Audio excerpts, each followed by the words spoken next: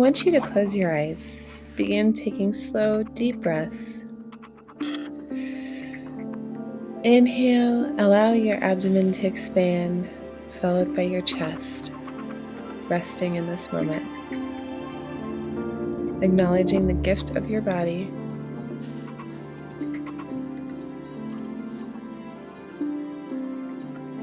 I want you to think of every system in your body working to provide you health and wellness. Your skin protecting you, the cracks and crevices left by experience, a testament to your beauty. Your respiratory system giving you the breath of life, your digestive system working to provide your body with the fuel it needs. Your nervous system allowing you to move through life with grace and ease. Your circulatory system pumping rich blood through your veins, keeping you grounded with the flow of life. Your immune system providing protection from unknown invaders. Every system working together to provide you nourishment, to make you you. Deepening our breaths. Inhale. Exhale. Inhale. Exhale.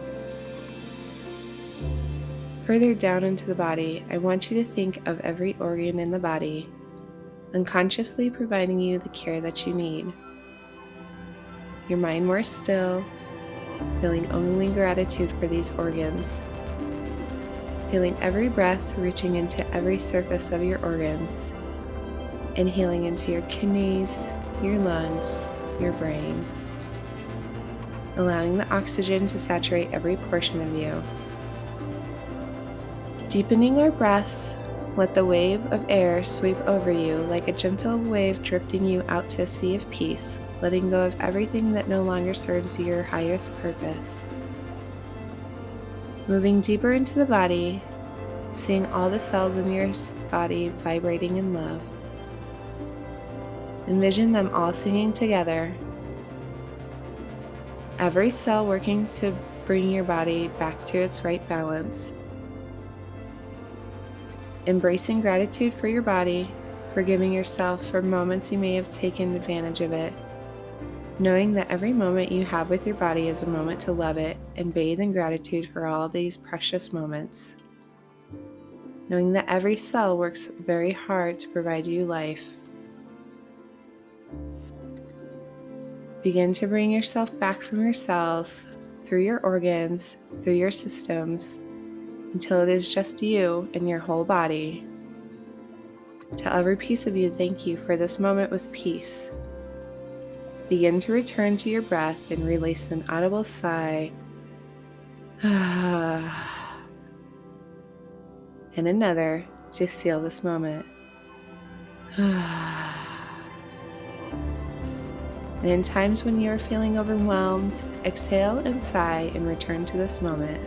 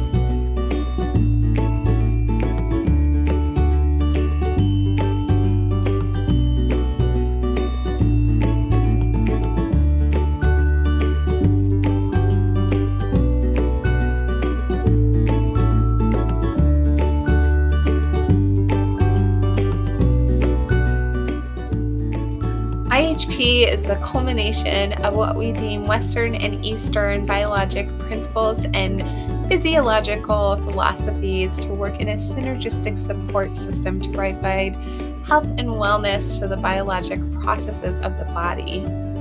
We consider the science-based applications of both alternative approaches and medical treatments combined with the physiological principles of every aspect of the body and lifestyle factors to produce a dynamic protocol to treat the body in a whole view rather than an individual system or isolation of symptoms.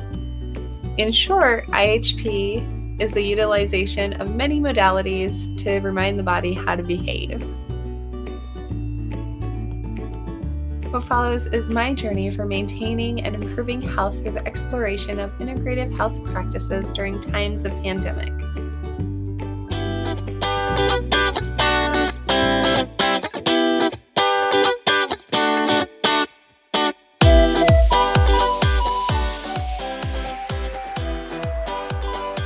Meditation has been such a gift through this experience.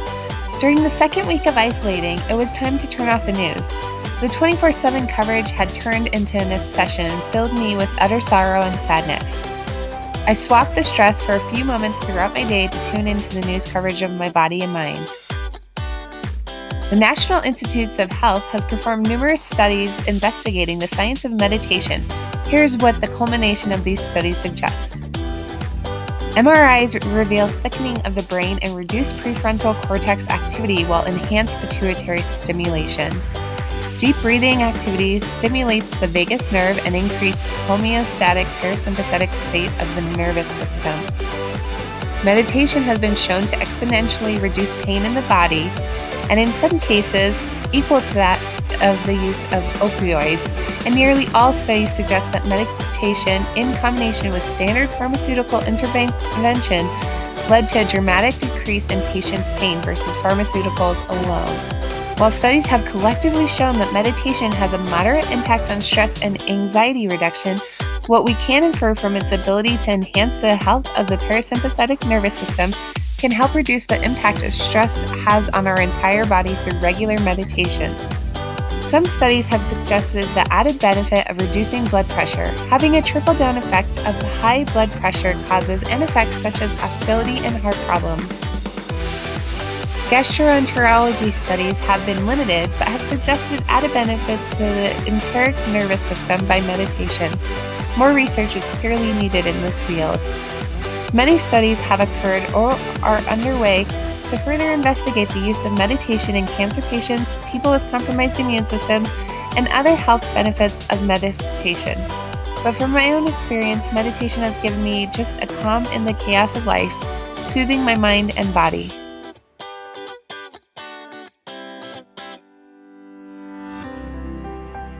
Creating a routine has helped give us some sort of normalcy in all this chaos. It was no longer possible to have entire days carved out to work. Establishing a routine meant that some assignments did not get done, some phone calls were not made, and some days the house was not clean. But it ensured that I was mindfully present in every moment and that our children received the attention they needed. Sticking to the routine decreased my stress about worrying over the task list, knowing that there would be dedicated time to focus on that when the time for that task came up. This really helped highlight two important practices of the IHP program: stress management and mindfulness, which work together to provide my family a sense of security in these uncertain times. I had to be fully present to appreciate the sacrifice that my children were making as well, to think outside of myself and know that this time has been difficult for them too.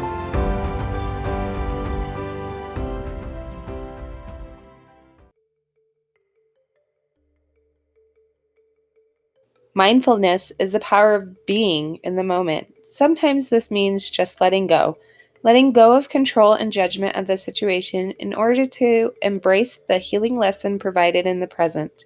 It gives you the opportunity to choose between being swept under the current of calamity or buried under the rubble of collapse versus stepping aside and carving a new path. I was knee-deep in assignments and juggling having our two kiddos full-time while trying to conduct at-home labs, reports, assignments, cook, keep a clean house, try to give ounces of energy to the kids while passing all of my classes. I saw the collapse of everything I have been working towards academically, financially, emotionally, physically, spiritually, just slipping away in a matter of a few weeks.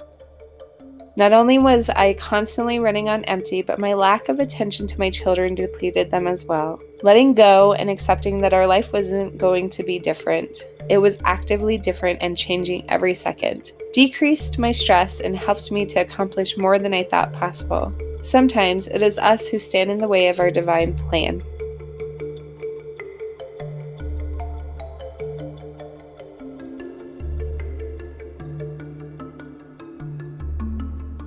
I felt constantly drained over this crisis. I worried about everyone I loved, and I felt isolated from the world as we tried to break even with life. Early in this program, we got an initiation into death preparation in our IHP I class. I never gave it much attention until cases of death seemed to overwhelm me in fear. We changed our will and our life insurance policy to better provide for our kids and one another if something were to happen. I also created a quick guide to renting the house for my husband, just in case. As much as I hate the idea of one of us passing, this was a huge energetic weight lifted off of my shoulders, knowing that though life as they knew it would change, my children would still be provided for if my husband or I passed. When all else failed and I still felt fearful, I resorted to tapping. This incredible technique was a whim of a class I had signed up for, but has served my life well. Tapping is a form of emotional freedom technique. It utilizes repetitive statements while tapping on acupressure points. The scientific benefit of this has been vastly understudied, and one of the greatest detriments to further investigations may be the lack of consensual approach through the wide application tapping is used in. Though some preliminary studies have been shown that tapping has decreased anger and hostility in participants while increasing enjoyment and hope. What I have found in my own life is that tapping refocuses my intention to mindfulness by working through the problem that is increasing my anxiety.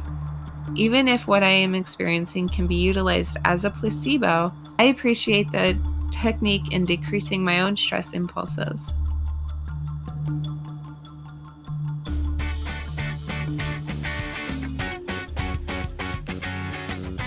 There have actually been many gifts of this crisis. One of them has been the added time to reflect and reconnect to myself and to our earth. Earthing is the connection we have to the earth. Usually the best way to promote healing through this connection is with direct contact to the earth. However, much of the benefits can be reaped just from being outside. Science leans towards supporting the possible reason that an increase of hospitalizations have occurred for some who have been in isolation. Earth's surface is surrounded by electrons, which actually produces electrical currents that the body can observe. Earth's surface is surrounded by electrons, which actually produce electrical currents that the body can absorb. Negative ions generated by the Earth are believed to have a positive impact on the body's circadian rhythm. Research into this dynamic between the Earth and our bodies has been deeper sought, and mounting evidence suggests that we benefit more from just the fresh air when we go outside. The negative ions have a harmonizing effect on the body, which studies have suggested that this reduces overall inflammation in the body. Going outside and connecting to the earth would, in theory, provide more protection from this virus than staying inside. We also receive virtually all of our vitamin D from the sun through synthesis.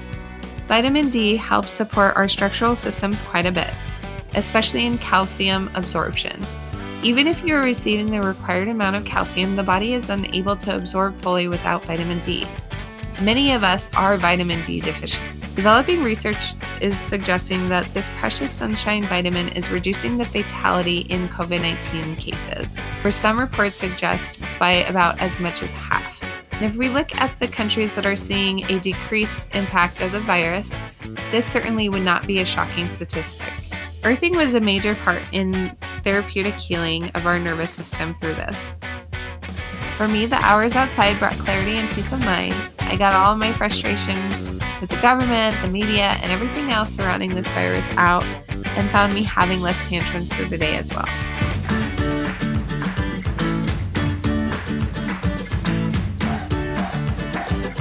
Remarkably, I have experienced and seen others experience gratitude in this time.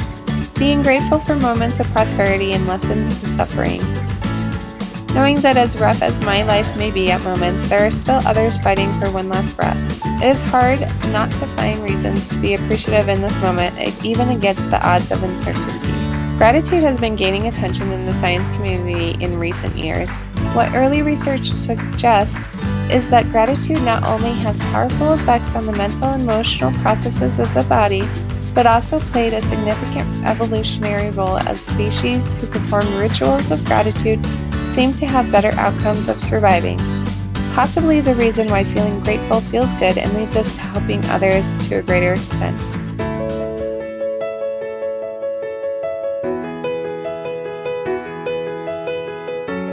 I am so appreciative for the extensive training we have had in nutrition. Creating meals centered around nourishment empowered me to feel like I was actively participating in our health. The culmination between the natural healing processes of the body when fed with adequate nutrient sources and the measures we explored in the IHP program to enhance and retain vitamins and minerals gave my family the nutritional boost when others were stocking up on toilet paper and cold medicines.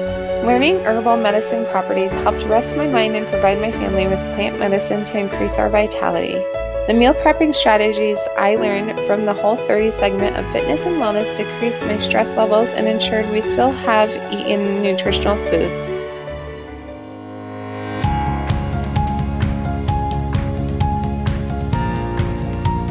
When isolating, it is hard to find new activities to explore. Knowing the brain's capacity for rewiring neural pathways when undertaking new tasks, or neuroplasticity, encouraged me to challenge my family in trying to maintain brain health. Some days this meant I let my kids direct our walks and then we had to figure out how to get back home. Some days it meant helping out our elders download new technology to use for video calling, and other days it meant simply doing things with the opposite side of the body.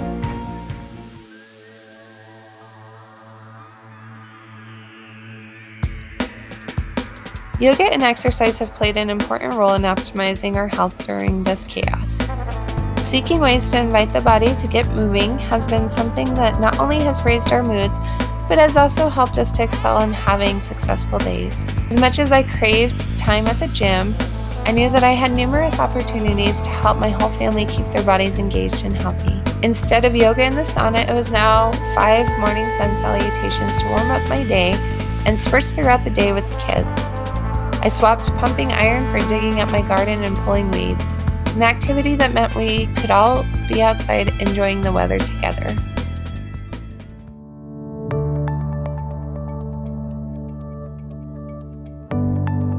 If your surroundings stress you out, then this time has probably had the added stress of the physical boundaries of your space. Since we downsized in October, we have really struggled with creating a healing space for our family. This pandemic amplified this feeling of distress in our home when all of our time was now spent there. It invigorated us to clean house more and gave us the time needed to really assess what things were beneficial and supported our lives and what has been a detriment. Creating a healing space has been my pet project. I want a space that aligns and conveys the restoration and harmony I seek in my life. It has also led the whole family to explore therapeutic art techniques and has given us new activities in healing ourselves and our home.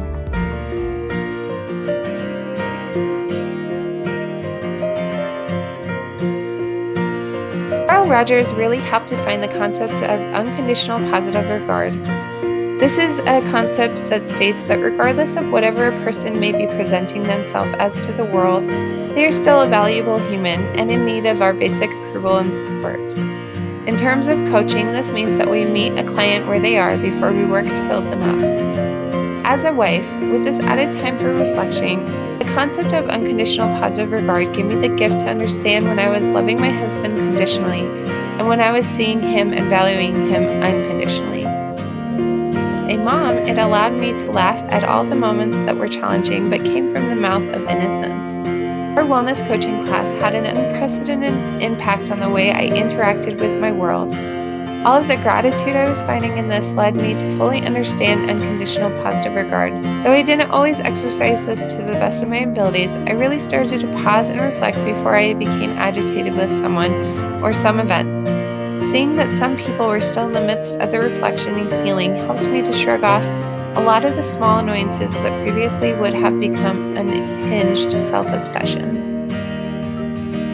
The boundaries of roles really helped shape my interactions during this time, and I released some toxic relationships to my health.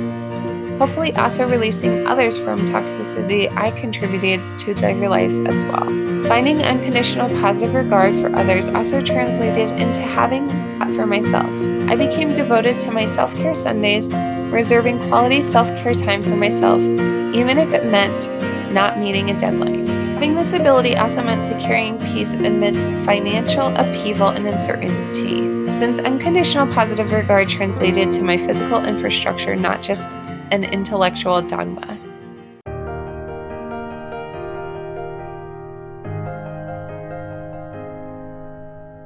In a way, I feel robbed from this important moment in my academic life. My capstone was something that I looked forward to doing this entire time, a reward for the hard work and one of the few milestones left in my academic career. I am sure many of us feel robbed of these important moments: graduations, proms, capstones, weddings, and many other celebratory moments. Some of us are facing a much larger crisis than losing a celebratory moment, but losing loved ones, income, and life as we knew it.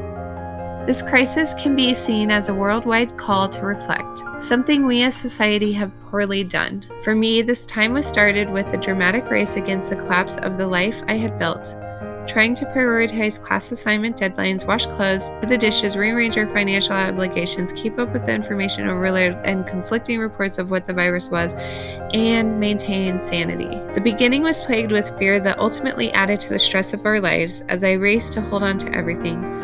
I felt the burden of the collapsing sweeping me under. Then I started to remember everything that I had learned in this program, every tool, bit of information, and quirky fact, and I did something remarkably scary. I let everything else go. The stress, the fear, the collapse. I couldn't hold on to these things and hold on to my family as well. I succumbed to the thought that I would fail some classes, some days the dishes wouldn't get done and some of the bills wouldn't get paid, and the world as we knew it would collapse, but I wouldn't be found under the rubble of fear. I believe in the season of everything. So I took a break from this program, which led me to be in the midst of this crisis during the added burden of finishing my coursework. It gave me the gift of being mindfully aware of these tools I had, being more spiritually prepared to battle the onslaught of this crisis, and fully embracing the abyss of uncertainty. Every biological significant tool of this program became invaluable and extremely applicable to my life. Just filled with utter gratitude to the IHP program and the tribe we have formed through our journeys. Here's to health and wellness into the future of the world we are shaping now.